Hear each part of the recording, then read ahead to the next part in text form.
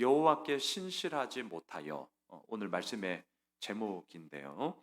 먼저 크게 두 가지부터 먼저 제가 나누고 오늘 본문에 들어가도록 하겠습니다. 레위기는 우리가 성경을 통독할 때 가장 소위 그냥 퉁치고 넘어가는 본문이죠. 왜냐하면 다른 게 아니라 반복되는 말이 너무 많기 때문입니다. 그래서 이제 반복되는 말이 많다 보니까 우리들이 느끼는 그 느낌이 좀 어렵다. 그리고 왜냐하면 2023년을 살아가고 있는 우리가 짐승 잡을 일이 없거든요. 직업상 뭐 도사라는 분이 아니라면 우리의 일상과는 너무나도 거리가 멀기 때문에 이제 재미가 없죠. 그러니까 잘 몰라요, 저도. 그렇기 때문에 레위기가 좀 많은 분들에게 어렵다. 이런 느낌으로 많이들 가는데 사실 우리가 그렇게 접근하지 않았으면 좋겠고요. 저는 매일마다 이렇게 큐티를 하면서 우리는 하여튼 있는 그대로 가고 있잖아요. 최대한 레위기의 전체적인 것을 한꺼번에 다 알려고 하면 우리들에게 좀 벅찬 부분이 있기 때문에 그냥 매일매일 그 본문 속에서 잊지 마십시오. 이렇게 말씀하시는 하나님의 마음이 무엇일까? 이걸 꼭 기억하셔야 돼요. 그렇기 때문에 반복하고 계시는 그 하나님의 마음이 너무나 중요하다는 것을 알기 때문에 이제 허투루 지나갈 수 없는 것이죠. 자, 레위기는 하나님께서 회막 가운데 모세를 부르심으로 당신의 말씀을 하는 것으로 시작을 합니다. 자막을 보십시오. 레위기 1장 2절 1장 1절인데요. 우리 같이 읽읍시다. 여호와께서 회막에서 모세를 부르시고 그에게 말씀하여 이르시되. 이렇게 이제 레위기 말씀이 시작이 되어져요. 자, 회막은 성막의 또 다른 말이에요. 자, 그렇다면 성막은 언제 만들어졌느냐? 자막을 보십시오. 자, 출애굽기 40장 17절 우리 같이 한번 읽읍시다. 둘째 해 첫째 달 곧 그 달 초하루에 성막을 세우니라. 여기서 말하는 둘째 달은 출애굽을 하고 난 그 다음 해예요. 그러니까 출애굽을 한 2년 1월 1일에 성막을 만들었어요. 자, 그리고 나서 이 성막이 완성되자 하나님이 모세를 부르셔서 그 성막에서 이제 말씀을 하고 계신단 말이죠. 그리고 나서 계속 자막을 한번 보세요. 민수기 10장 11절 12절입니다. 이것도 같이 한번 읽으시죠.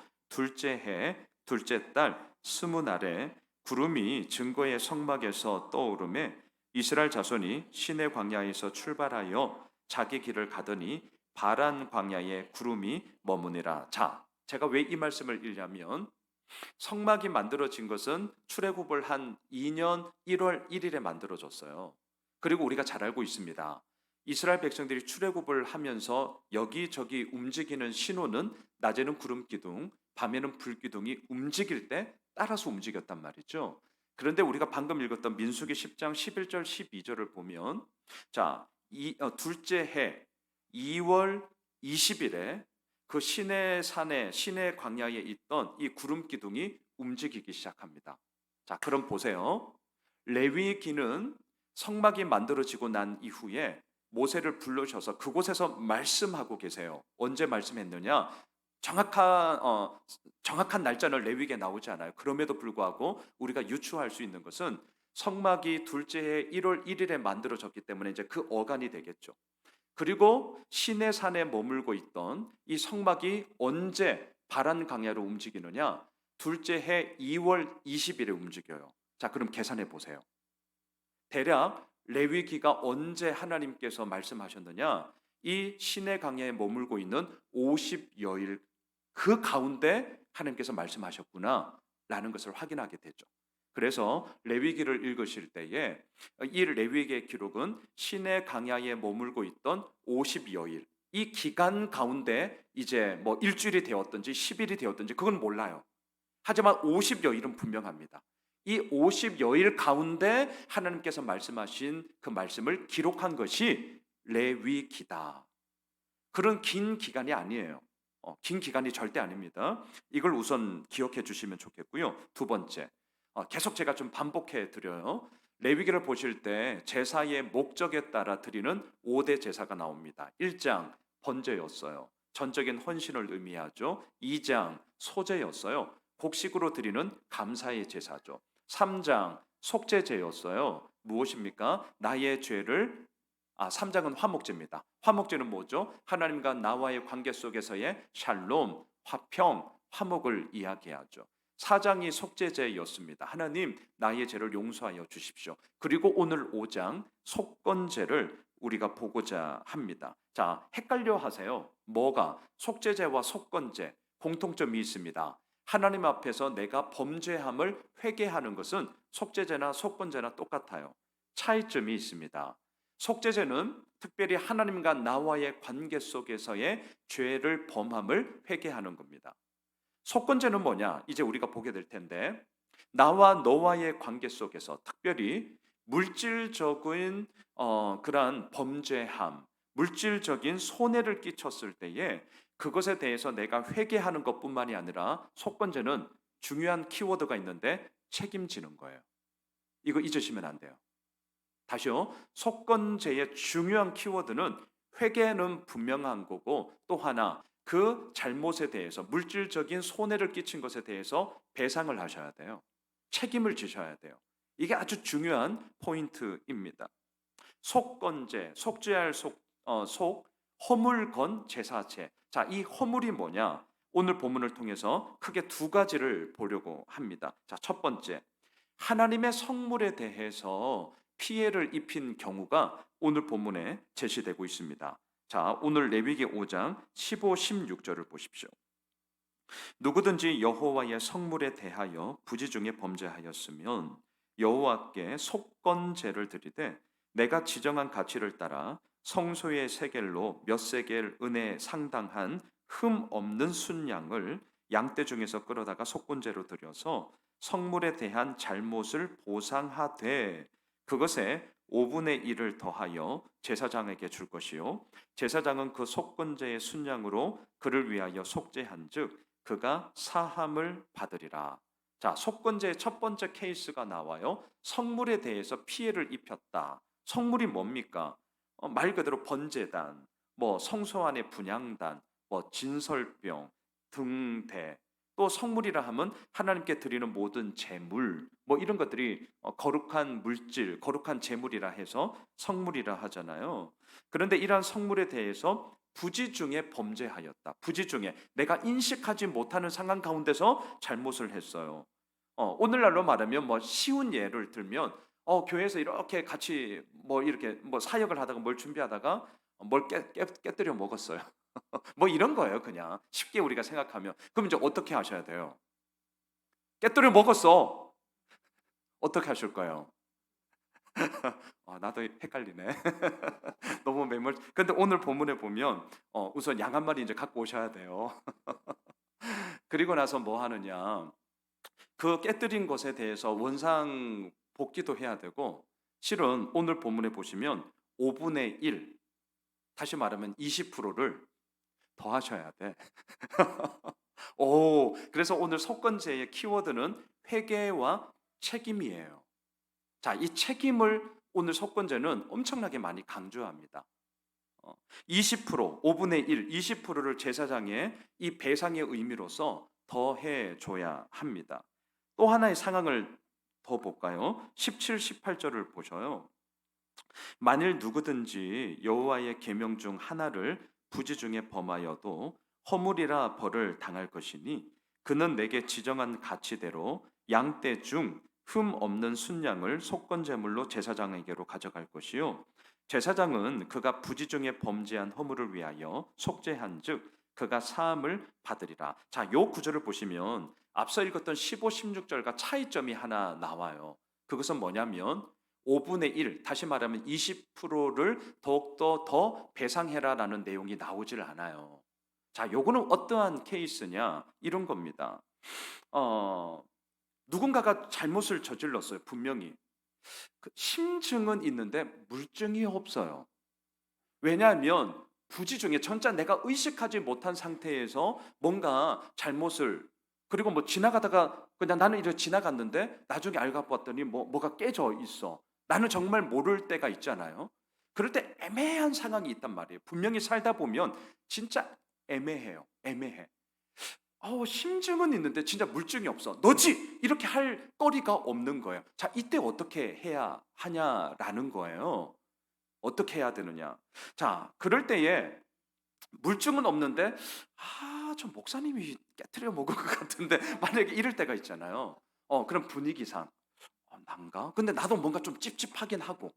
근데 맞나? 뭐 이렇게 애매할 때에 그럼 애매한 사람이 그냥 순양을 우선 드려요. 그리고 나서 20%의 배상을 더 하지는 않습니다. 그게 오늘 두 번째 상황이에요. 자, 분명히 심증도 있고 물증이 있으면 빼도 박도 못해. 빼박이야. 그러면 그 사람은 순양 드리는 것뿐만이 아니라 20%를 더해서 원금의 20%를 더해서 그거에 상응하는 보상을 해줘야 돼요. 근데 애매해. 심증은 있는데 물증이 없어요. 그럴 때는 순양을 우선 드려요. 하지만 애매하기 때문에 원금의 20%를 보상하는 그 부분까지는 가지 않습니다. 자, 지금 왜 이 속건제의 내용을 통해서 우리에게 뭘 얘기해 주느냐? 잊지 마셔요. 오늘 본문은 너무나 분명합니다. 너희의 범죄함에 대해서 회개해라. 이건 말할 것도 없고. 하지만 속건제는 회개하는 것으로만 끝나는 것이 아니라 너로 인하여서 피해를 본 분에게 원상 회복뿐만이 아니라 원금의 20%를 그것에 대한 20%를 네가 더해. 책임져. 이거예요. 책임져. 말로만 때우지 말고 네가 책임져. 이겁니다. 자, 두 번째 큰 경우를 한번 보시죠. 6장 2절과 3절로 가보십시오. 누구든지 여호와께 신실하지 못하여 범죄하되 곧 이웃이 맡긴 물건이나 전당물을 속이거나 도둑질하거나 착취하고도 사실을 부인하거나 남의 잃은 물건을 줍고도 사실을 부인하여 거짓 맹세하는 등 사람이 이 모든 일 중에 하나라도 행하여 범죄하면, 자, 이제 나와 너와의 관계 속에서 이루어질 수 있는 이 상황이에요. 어떻게 합니까? 5절로 가시죠. 그 거짓 맹세한 모든 물건을 돌려 보내되, 자, 다 돌려 보내야 돼요. 원금 그러니까 원상 회복시켜 줘야 돼요. 그리고 나서 그 본래 물건에 5분의 1을 더하여 20%를 더 줘야 돼요.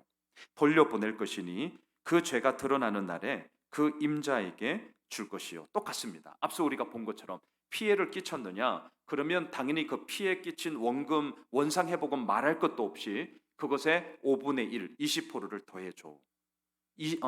책임을 의미하고 있어요. 6장 6절을 보시죠.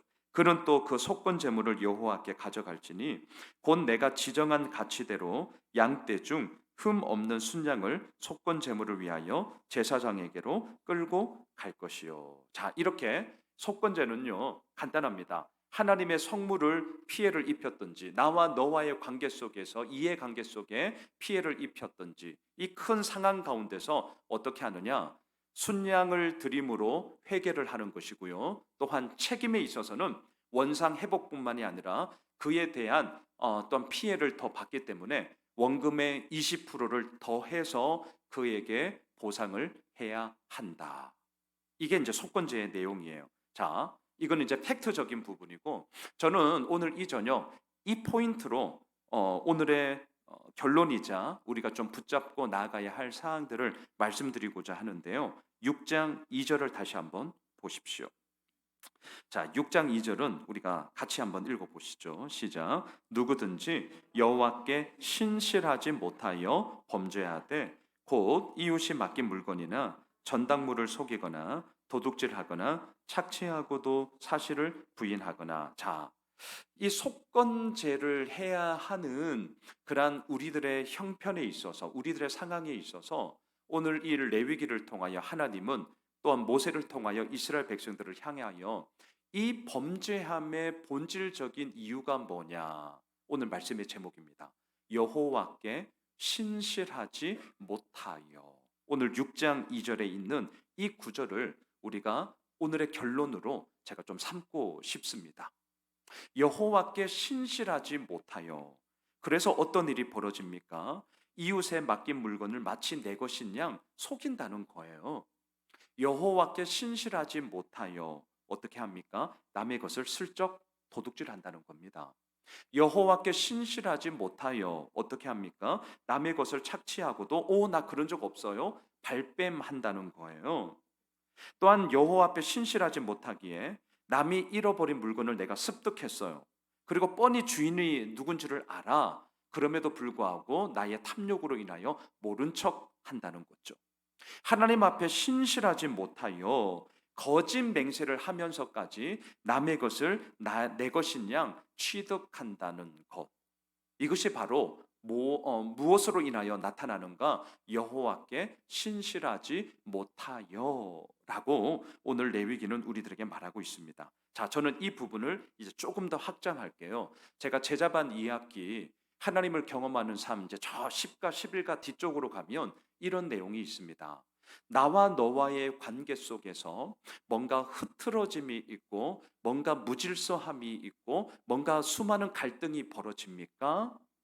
그렇다면 당신은 하나님과의 관계가 어떠한지를 먼저 점검하십시오.